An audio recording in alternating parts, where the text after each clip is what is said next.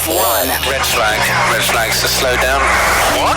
The checkered flag is waiting. I can see our Checkered Flag podcast being quite spicy. 5 Live's Checkered Flag podcast. Well, we've just finished a dramatic qualifying session for the Mexican Grand Prix, which has seen Charles Leclerc take pole position ahead of his teammate Carlos Sainz, Max Verstappen only third. And to discuss it all, alongside me, Jolyon Palmer, is the chief F1 writer for the BBC, Andrew Benson, and sports car champion, Alex Brundle.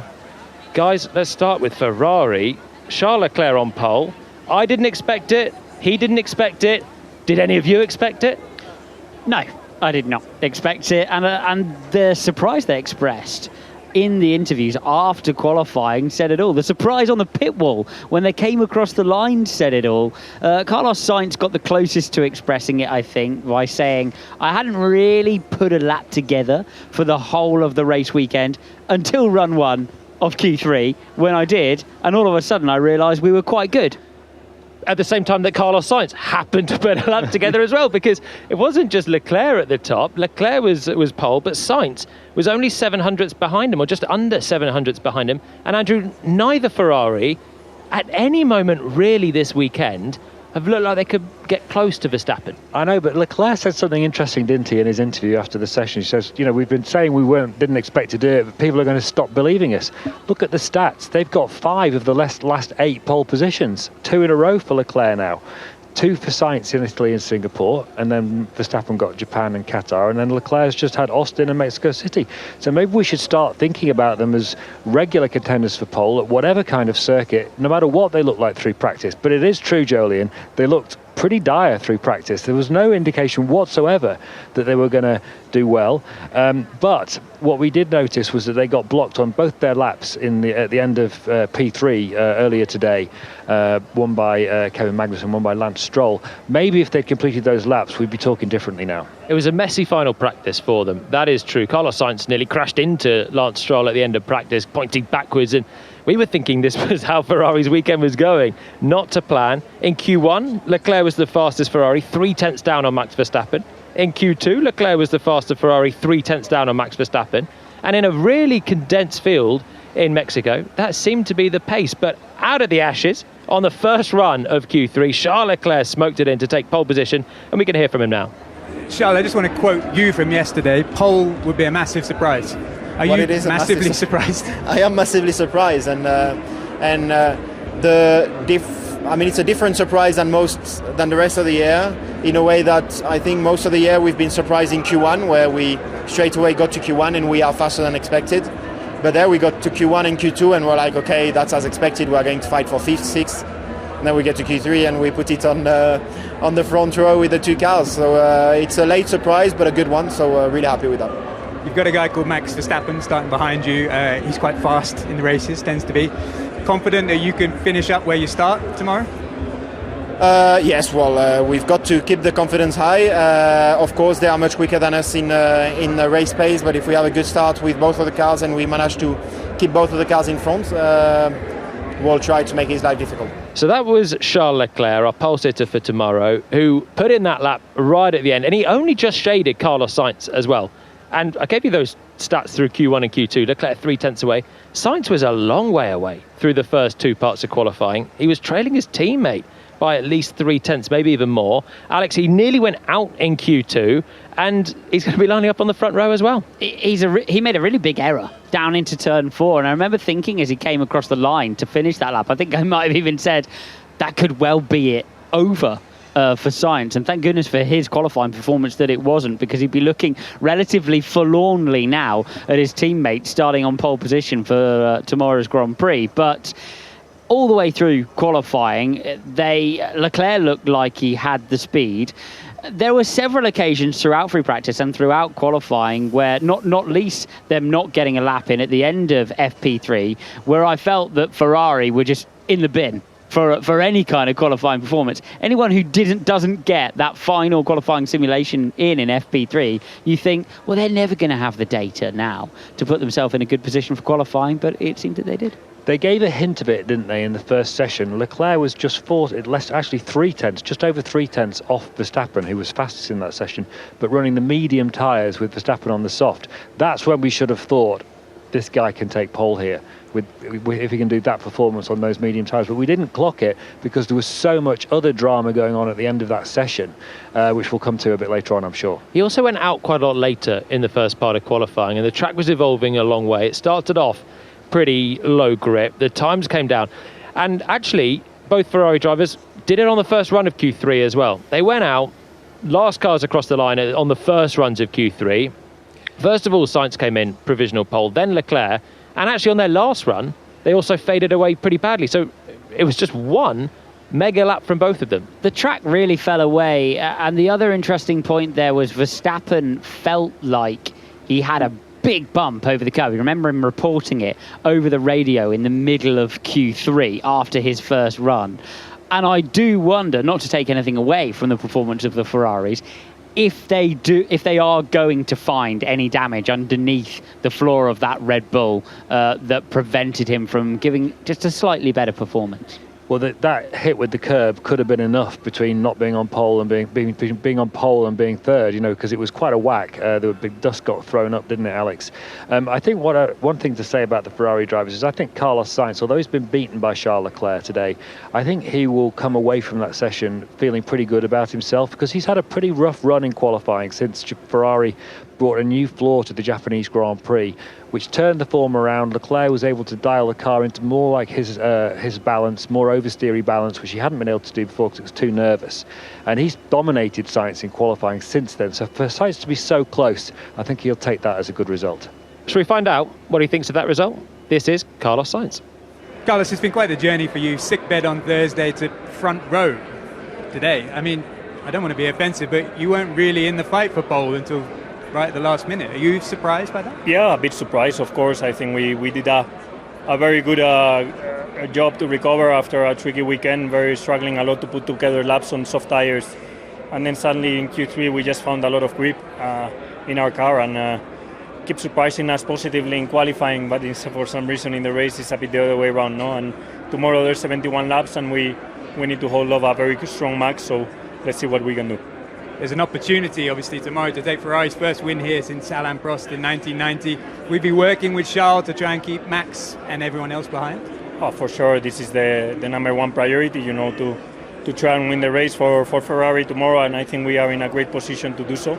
Now it's a matter of making sure we put together a strong race, well thought, well executed, and if we do that, maybe it gives us a chance to beat him, and if not, he's just simply quicker. So that was Carlos Sainz. Ferrari 1-2, both very, very happy, as you'd expect, with a front row lockout. But you touched on it, Max Verstappen, third position, probably disappointed, having topped all of practice. He did improve on that final run, and he got to within 1/10 of pole, but it wasn't enough. A little bit of floor damage, potentially. The first lap was the one that he clouted the curb, but there may have been something in there, do you reckon, Alex? He wasn't very strong in the early sector of the lap, seemed much better through the middle sector. That's where he was stealing time back from Leclerc and Sainz. Honestly, I didn't see anything through that first run in Q3, or even the second run that he did, that made me think that he was going to charge off into the lead, into the distance, and demonstrate some of the pole-winning performances we've seen from him by a margin. It was always going to be tight between him and the Ferraris, but even still, I guess it's just pure muscle memory that we kind of expect to see those purple sectors pop up, and we're kind of amazed when they don't in the final run of Q3. Nope, they just didn't come today for Max Verstappen against the odds, and we can hear from the Dutchman now. Max, I've got to ask, you've been ahead all weekend and then these Ferraris seem to come from nowhere. Were you surprised by their performance? Not really. I mean, it was not that they were always super far away, but also from our side, I think in qualifying, the progression was just not good enough, and I think in Q3, the balance was just lacking a little bit. I couldn't really be very smooth on the steering wheel, and I was sliding around a bit, and around here that's really killing, and it really overheats the tires too much over one lap, and that I think cost us today. You won from P3 here before with a less dominant car than you have now. You just fully confident for tomorrow? Yeah, I think we have a good race car. I mean, it's all about, of course, trying to get by, but if we are faster, I think that should be okay. So that's Max Verstappen, third place on the grid. But Andrew, is he still the favourite for tomorrow? Yes, definitely. I mean, slam dunk? I mean, look, the thing is, it's a one-stop race. We expect. Which that should be good for Ferrari, though. That's good for Ferrari. That's what I'm doing. I'm lining up the ducks in favour of Ferrari here. And it's hard to overtake in Mexico, despite that long straight. He's going to be going for first place at the first corner. And he did it, if you remember, in 2021 against the Mercedes drivers, although that was Valtteri Bottas being a bit ham-fisted in his defence, basically just opening the door, perhaps if I remember correctly at the time. So if he doesn't get past them there, it could be difficult for him. He's so good at overtaking, and what's in his favour is that Ferrari's tyres tend to go off more quickly than everybody else's out of the top teams. But 2 cars against 1, it's not impossible they could hold him back, but it's very, very unlikely. I can see a DRS play potentially if Ferrari have anything close to the pace through the DRS zones, especially down towards turn 1. I don't think they're going to have the pace, though. I mean, 8 and 9 tenths back over the race runs during FP2. There's nothing that is going to hold a fast Max Verstappen back if you just plain do not have the speed in race conditions. If you've got a 1-2 in the early stages, then that is what they had in Singapore, where Carlos Sainz went on to win. There was no Max Verstappen in contention. He didn't have the pace in Singapore, and the strategy went away, and he was never in the mix. So that was the main threat gone for anyone that day. But they dealt with the threat of Russell and Mercedes, and they played the team game really well in Singapore. They sacrificed Leclerc early on so that Sainz could build a buffer and allow him to have a free pit stop effectively and maintain the lead after what was also, theoretically, a one-stop race, even though some drivers took a second at the end. I imagine they'll try and do that today, or they'll certainly be thinking of ways to orchestrate a win tomorrow, given the track position they've got. You've got a bit of a higher overtake percentage, though, here, haven't you, than Singapore? A bit of an easier option on the overtake, and you're not going to stack the field back. So the problem that they're going to have is that they can't prevent that. What they were able to do back in Singapore is prevent Max Verstappen stopping by backing the field up and not generating a gap for Verstappen to stop into. Or prevent the drivers behind stopping by doing so. So in doing that, they were able to secure that position. They're not going to be able to do that here. They'll just plain get overtaken because the overtake is easier. It's a very long run to the first corner, as you said, Andrew. Verstappen took the lead in 2021 against the couple of Mercedes that locked out the front row then, Bottas and Hamilton. The Ferrari duo are more aggressive than Bottas was at that time. Sainz will get his elbows out. He will fight, I'm sure, because Ferrari, well, they've still got hopes and aspirations of finishing second in the Constructors' Championship. Do they want to do that and play it safe against Verstappen, or are they in it to win races? They'll go for the win if they can, and I think Fred Vasseur, the team principal, will make it clear to Carlos Sainz ahead of the race that he owes Leclerc one, basically, because Vasseur's created a situation at Ferrari since he's come in at the beginning of the year where he's calmed down the dynamic between the drivers. I think there was a bit of tension there from time to time, but through this season it's gone away, and they're more accepting of team orders. And Leclerc was very obedient in basically, as you say, just sacrificing himself for the benefit of Sainz in Singapore. They committed to the win for Sainz there, and they pulled it off, as you said. Easier to do there in Singapore than it is in Mexico City. So I suspect they'll go in with a strategy of trying to keep Leclerc in the lead at the first corner, using Sainz as a blocker on Verstappen if they can. If they can maintain the lead on the first lap, then I think they'll try to go for the win as much as they can. If it becomes impossible, then yes, they'll be wanting to bank the points as much as they can with this position advantage over Mercedes, who, as you say, they're trying desperately to get second place off. You feel like they've got to keep 1-2, though, on the first lap? It becomes infinitely harder if you have Verstappen between your cars as opposed to behind both of them. DRS trains go out the window. Sainz's genius from Singapore to defend will not be available to him using the DRS of the car behind. It'll be Leclerc potentially by the time we get to the race, the pole sitter for tomorrow. And Charles Leclerc, dare we say it, 22 poles, 5 wins. He's not got the greatest conversion rate. Can that change tomorrow? I don't think it will change tomorrow, but you know what? That statistic really annoys me because lots of people use it in the paddock as a way of saying, oh, Leclerc's a fantastic driver over one lap. He's possibly the fastest in the entire field in qualifying. but he's not that good a racer. He makes too many mistakes. But actually, I won't go through every detail, but it's my job to track these things, right? And I reckon this is 22 poles, but it's 21 before this, so 21 poles that have then been followed by a race. I reckon out of all of those poles, only 2.5 times has it been at all his fault that he didn't win. Give me them. So the half a time was Monaco 21, when, okay, he crashed in qualifying, but then Ferrari, he kept pole, but Ferrari didn't notice that the drive shaft had a failure in it, and he never made it to the grid. But that's a 1, because if he had made it to the grid, if they changed the drive shaft, that would have been a grid drop, no pole, no win. Yes, possibly. Okay, well, that's arguable. That's why you give it half, because... Granted. Let's have the 2. The other 2 are France in 22, when he crashed. Now, whether he would have definitely won that race if that had gone to the end, we don't know, because him and Verstappen ended up on divergent strategies. He'd have to have been coming back at Verstappen and overtaking him on fresher tyres, so maybe he would have lost anyway, but he crashed. So let's call that driver error and his fault. And the other one was Singapore last year, where he was on pole and made a bad start in the wet and Perez got him off the line. Everything else has been a Ferrari screw-up. I think the reality is that... Or a lack of race pace, basically. You know, either they've messed the race up or they've not had the pace to win no matter what. They're putting together a magic lap on a new set of tyres using the load that Ferrari puts through those tyres, which then costs them in race conditions. And actually, you can argue it either way. You can say they're not performing in the race, or you can say it's impressive the way they managed to stack their ducks up in qualifying and get that pole lap in. I see that stat as a way of saying Charles Leclerc is absolutely magic over one lap, not as a way of saying he's rubbish in races. And I don't think he is. Well, it goes to show that Ferrari, Leclerc joined the team in 2019, they've just actually very rarely had the best race car as well.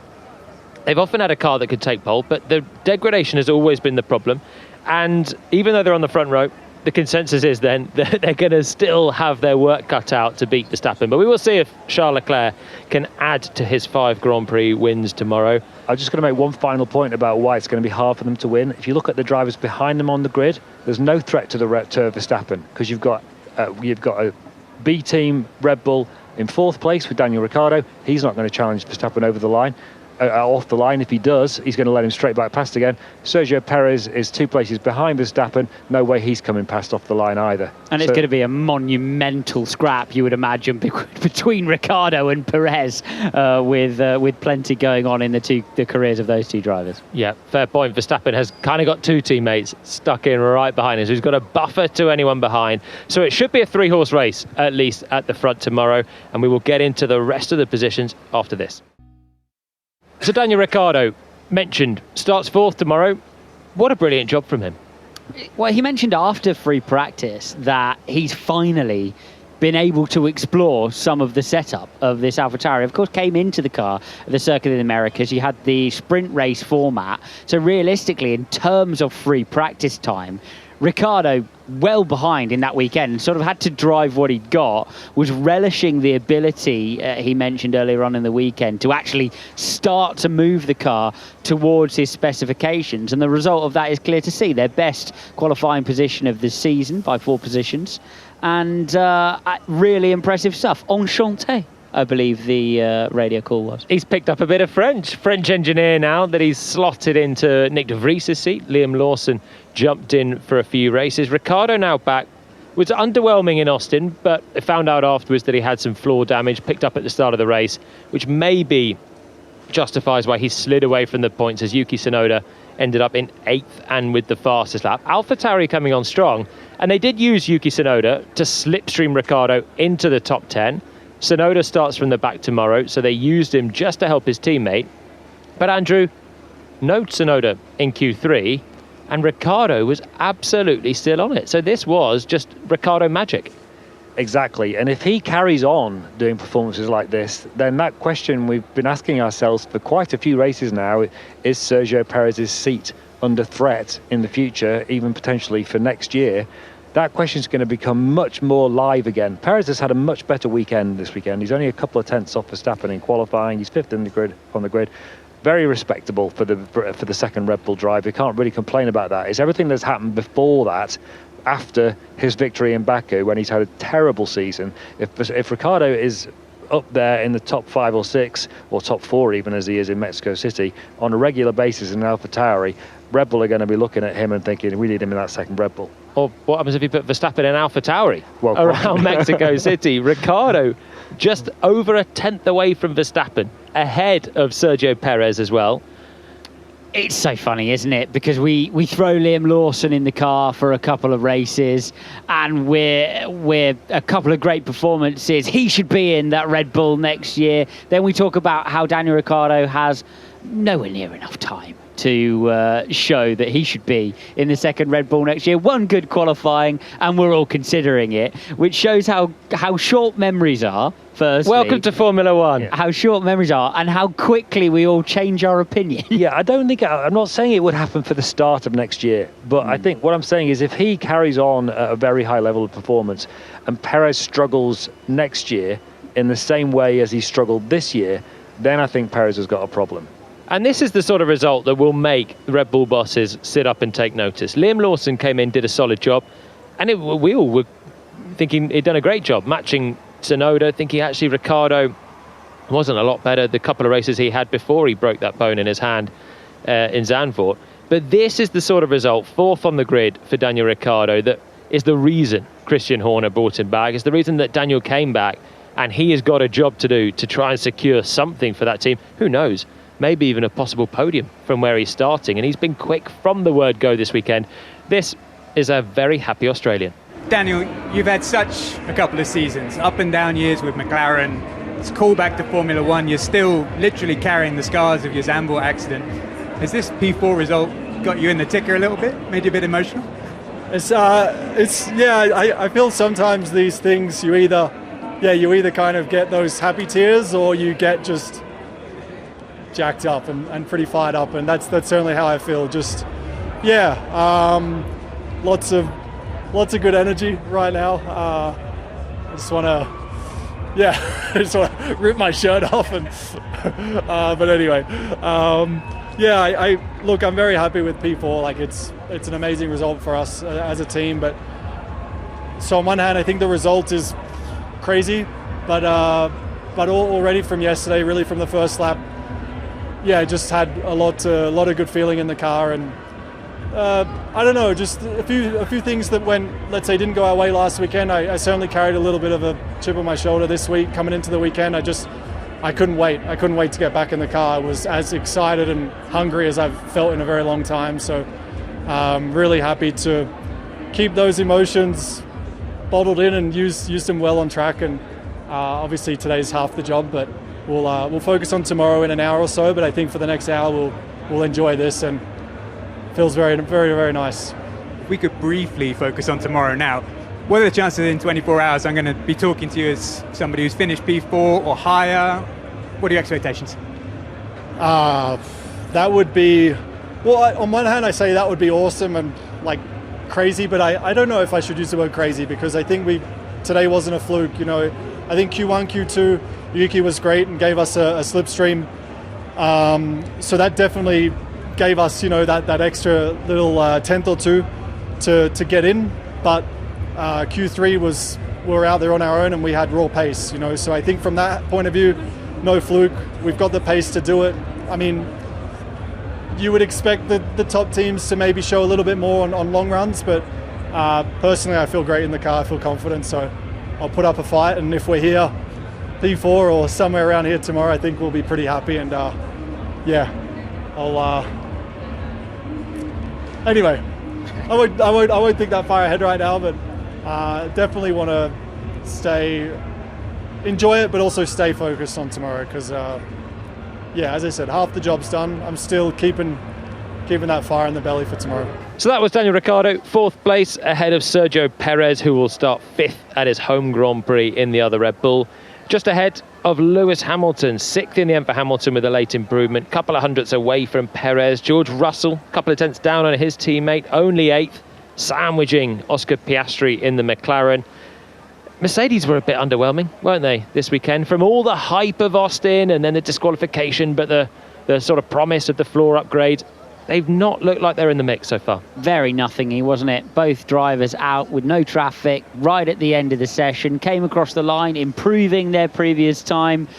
Both nowhere near good enough to be in the top 3 positions. Lewis Hamilton finishing up in 6th, George Russell finishing up in 8th. The car just not looking to have the performance it had back in Kota. And Hamilton was on it from the word go in Kota. The first lap of driving on the only practice session in the sprint week that we had last time.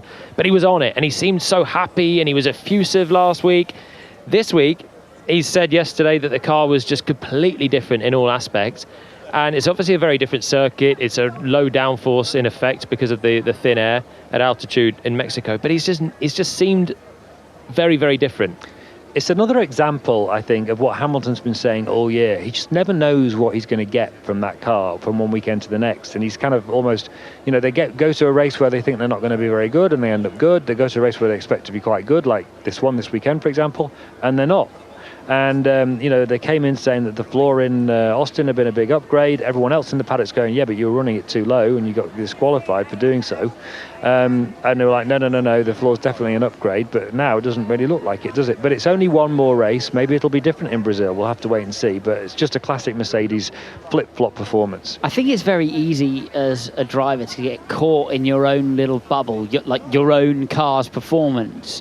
And as we discussed a little bit during the sessions, you forget the relative changes to everybody else's car and the fact that everybody else's car is improving and falling away in the different ride height zones. And I suspect, they're feeling like, they can run a car in a certain window, and this place has just put the rest of the field in a different window and shuffled them back through the field, which is why it appears confusing from Lewis Hamilton's helmet, but actually he can't see the general ecosystem of race cars that's going on around him. It's funny, there seems like across the paddock, there's various teams that don't know when they're going to be quick or when they're going to be slow.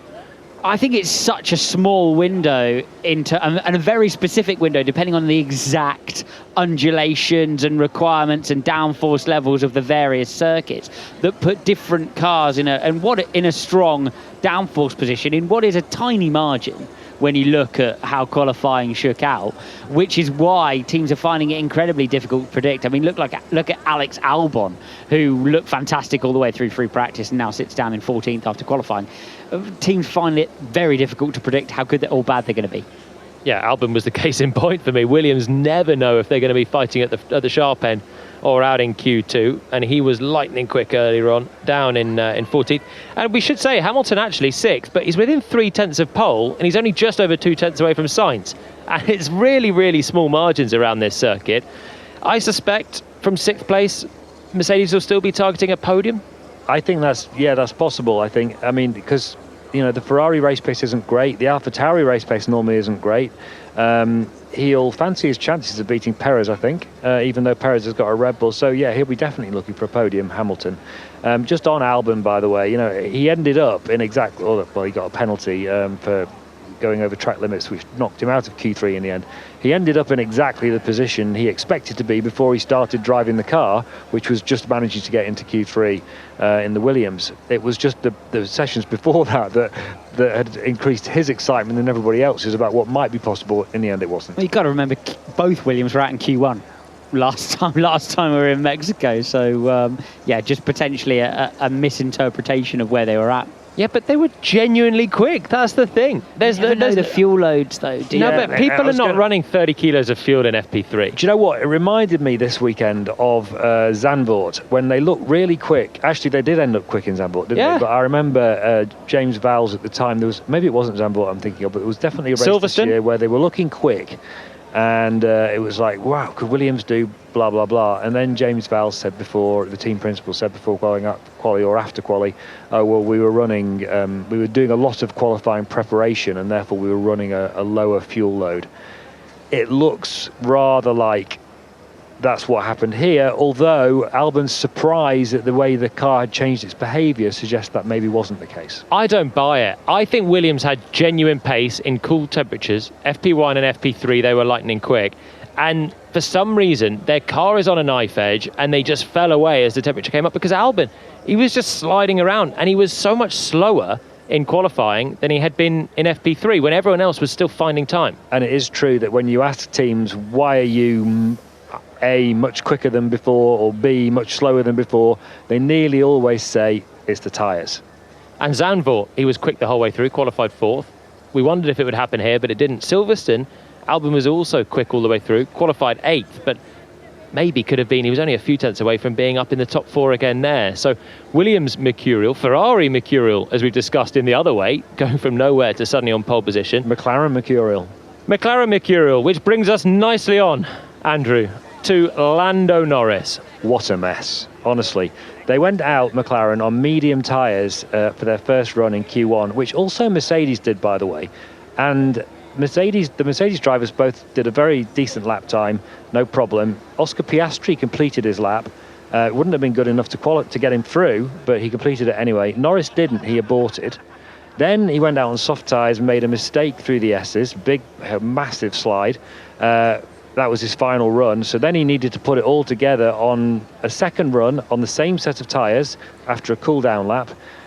So he'd already would have lost the peak from the tyres anyway. And then Fernando Alonso had a spin at turn 3, and a whole load of drivers got affected by that. Most of all Norris, and he's down in 19th now. This is something we've seen from McLaren a few times this year. They've put themselves under pressure with some bold tyre choices, bold strategy in Q1 and Q2, and the drivers, they've had the faith that the drivers would put it through, dig in on the last laps and bang in the time. But Norris he had 3 attempts to try and get through, and we don't know what happened on that medium tyre, but he aborted it. The soft tyre right at the end, he had that huge slide, as he said, but he had 3 attempts, and he's left in what should have been a top 10 car easily, Piastri 7th, without a single time on the board in Q1. I must admit that one's on Lando, isn't it? Because they were not the only team, by any stretch of the imagination, who did that strategy to put the cars out on mediums at the start. And Lando had an open goal, a clear lap with the pace, as demonstrated by Piastri, to do the time, and made a mistake. And those are the margins that you've got in the early phases of qualifying around what is a short technical racetrack. He's in a McLaren. He doesn't need to be pushing it to 100% on his one soft tyre run in Q1 to get through. So he shouldn't be making that mistake. So I 100% agree with you, Alex. He said something in Qatar when he got wide at a turn 10, and you really sensed that it was kind of a bogey moment for him when he went wide.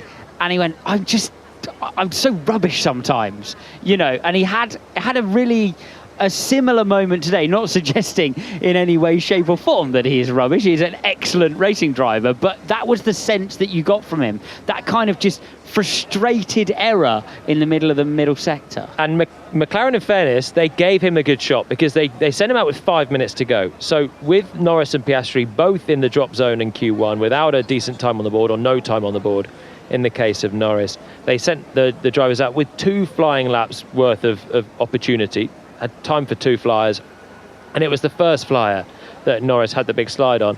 I wonder if he was still taking some liberties in the cockpit, pushing to the limit, because he, in the back of his mind, thought, I've still got one more if I want to go again. I'm sure he would have had fuel for another flying lap, but the Fernando Alonso spin put pay to that, and that was, I guess, comes back to what you said, Andrew. When you're in the bottom 5 in the last couple of laps, you just can't take the chances like that. What's clear is, and we both felt it on track, today was one of those days where you go out of the pits and underneath you, for some reason, the circuit has changed. And the feeling is, you heard them all say it in Q1, the feeling is what on earth is this? Alex Albon came across the line and went, it's broken. There is no, and we've both been out there sometimes when the track just slicks up like that, and all of a sudden whatever you seem to do out there is wrong for a few laps until you get your head around it. That's the moment where you've got to just take a step back and drive the car that you have underneath you. And I think that's what Norris maybe didn't do in the first part of qualifying. Yeah, Albon was actually pretty much a second away in qualifying than what he did in practice. That's how far the track and the Williams had come down. Loads of drivers complaining of a lack of grip, especially in Q1. Fernando Alonso clearly had a lack of grip, and it was a really messy end of Q1. First thing, Fernando Alonso having a spin on a day where Aston Martin were really struggling. It meant that Lance Stroll couldn't improve and was out in 18th, but quite frankly, they might have both been out in Q1 because it's another weekend, Andrew, where the team seemed completely and utterly lost, and it's kind of epitomised by Alonso having a really odd-looking nothingy spin. Well, he had 2 spins, didn't he, in the course of practice and qualifying. He had one Friday afternoon, second session there, high speed in the S's, caught it beautifully, I have to say, and got going, popped a gear without even coming to a standstill. But then another one in qualifying. Can you remember the last time Fernando Alonso had 2 spins in a Grand Prix weekend? Nope. No, I'm not sure. Has it ever happened? I mean, I don't know. It probably has, but goodness me, not very often at all. And I think that in itself is an illustration of just what a bad place they're in. And it was a really odd-looking spin, Alex. It was a start of a flying lap at the end of Q1, needing to put a time on the board. They used 3 sets of tyres with him as well to try and get through. They were so worried about going out. And it was just a bizarre one for him. We had a couple of looks back at it, didn't we? Because it just was so uncharacteristic and such a clumsy area of the racetrack to be spinning in. He grabs the right-hand curb with the right rear wheel and gives it a boot full of throttle and ends up sort of rolling backwards across the curb. It was just so clumsy. The spin he had earlier on in the weekend, I could understand more. He was right on the limit of it, moving on that soft tyre. It'd been moving around underneath the drivers all weekend with the fast direction changes, and that was just a misjudgment at high speed. But it was a really strange application of throttle from Fernando Alonso. It kind of almost like he had the wrong throttle map setting in or something similar to that, wasn't it, where it all came at once? The whole sequence of corners was messy, wasn't it? He'd had a slide coming out of turn 2, which then leads straight into turn 3, had a bit of oversteer. Obviously the car's coming back on him then as well.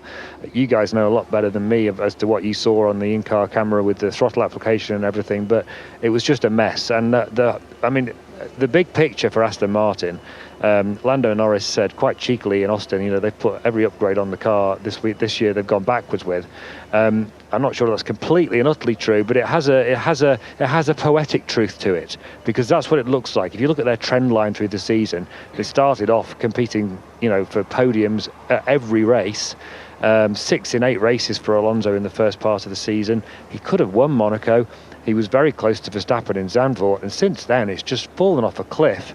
And they've continued with the new floor that they introduced in Austin this weekend in Mexico, but it certainly doesn't seem to have improved the car. And I think they're going to be going into the winter wondering what on earth has happened, and have they got any faith in their design, because as Norris says, they've just gone backwards through the year. And they have been usurped by McLaren in the constructors' standings as well after the last race. McLaren up into 4th, Aston Martin just limping to the end of the year now in 5th, and it looked to me like a very stiff, undrivable Aston Martin with an impatient Spaniard behind the wheel in the end. And Alonso will start 13th, and it could have been worse for him in the end, but 13th for Fernando Alonso on the grid tomorrow. The other thing to speak about in qualifying was the other mess at the end of Q1, and there's a couple of incidents being investigated still. George Russell and Max Verstappen under investigation for impeding coming out of the pits. There's also investigations going on for Lewis Hamilton and Logan Sargent for going too quickly under Fernando Alonso's yellow flags. We don't know the result of those ones just yet, but let's talk about the pit lane exits first, Andrew. We saw Russell and Verstappen almost coming to a complete halt out of the pits, and this is something we've seen before already in Singapore this year. Verstappen got a reprimand for it then. The drivers aren't very happy. It created a big cluster of drivers all scrabbling to get out of the pits, worried about time at the end of the session. The stewards won't be too pleased to see that happening again. No, and it was interesting in Singapore, because when Verstappen did it in Singapore, lots of drivers behind him were going, what's he doing? What on earth is he doing? Just stopping at the end of the pit lane. This isn't allowed. But the stewards let him get away with it. And Alex, you were saying you saw some drivers doing the same thing the next race in Japan. I didn't spot that, I have to say, but that's not to doubt you. I absolutely believe you. But to see it again, so what happened basically was that Russell was holding a big bunch of cars. He then pulled off, and then Verstappen stayed static, holding the rest of the big bunch of cars behind him. Then he pulled off. Now, I have no idea what's going to happen. Are they going to be consistent with the reprimand, or are they going to have had a conversation with the drivers since then where the drivers have said, we don't want to see this happening? I don't know if Verstappen came to an absolute halt. He did in Singapore. It looked to me like his wheels were just always moving. I don't know if that will make a difference in the mind of the stewards, Alex. I think if you come to an absolute halt, it does make a difference. The issue that they have is one which didn't necessarily occur in this session. The issue that they have is when, as happened between Fernando Alonso and Lewis Hamilton back when they were teammates, I forget the year. 2007, famously, in Hungary. Yes, correct. When one driver doesn't achieve a flying lap. And that is going to happen at some point through if they can allow this to continue to occur. One driver at the rear of the queue is going to not achieve a flying lap in qualifying because the driver at the front of the queue did not leave the pit lane in a timely manner. And as such, surely then, if you, for example, parked your car in the final sector on the apex of turn 12 or turn 13 and prevented the driver behind you getting a flying lap in, something would be done about it. It would be considered impeding. So I don't see how sitting in the pit lane and preventing the driver doing that is any different. No, maybe not. I mean, it's not dangerous, is it? Or not as dangerous in the pit lane as it would be at full racing speed. And crucially, it didn't stop anyone getting a lap in at the end of Q1. So that could be a mitigation for George Russell and Max Verstappen. They will head up to the stewards shortly. And we are going to leave it at that for today. Thank you very much, gentlemen. We are poised for a cracking Mexican Grand Prix. Who'd have thunk it? But it's a Ferrari front row lockout. Charles Leclerc ahead of Carlos Sainz. Can Max Verstappen steal through, though, to win? Let's find out tomorrow. Round 19 coming right up. This has been an IG production for BBC Radio 5 Live.